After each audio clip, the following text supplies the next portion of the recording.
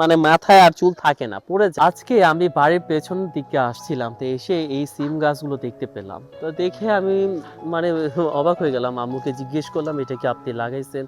আম্মু বলল না, এমনি সিম একটু চারা পড়ে গেছিল, মানে যে বীজ নাকি এখানে পড়ছিল, তো সেখান থেকে এটা হয়েছে। তা আমি দেখলাম আলহামদুলিল্লাহ মাশাআল্লাহ ভালোই গাছটা হয়েছে, কোনো মানে সহজে পোকামাকড়ের এত বেশি একটা আক্রমণ হয় নাই, সুন্দর হয়েছে। তারপরে যে নিজের দিকে তাকিয়ে দেখতেছি, এই যে যাকে বলে বিলাতি ধনেপাতা, কেউ বিলাতি হসপাতা, যে যেটা বলে, এই যে দানা হচ্ছে মানে বীজ বীজ হচ্ছে ধনেপাতা থেকে।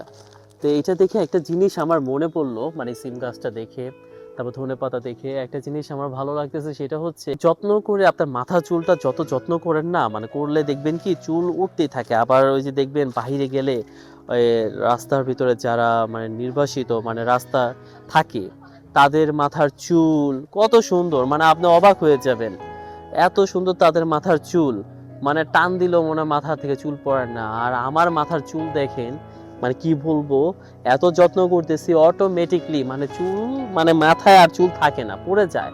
মানে যত্ন করার জিনিস মানে থাকে না। তার মানে একটা জিনিস আমি বুঝলাম, সেটা হচ্ছে মানে যা থাকার থাকবেই, আর যেটা না থাকার সেটাকে যতই আপনি বাবা সোনা মানে যা কিছু বলেন না কেন, সেটা আর কি থাকার চেষ্টা করবে না।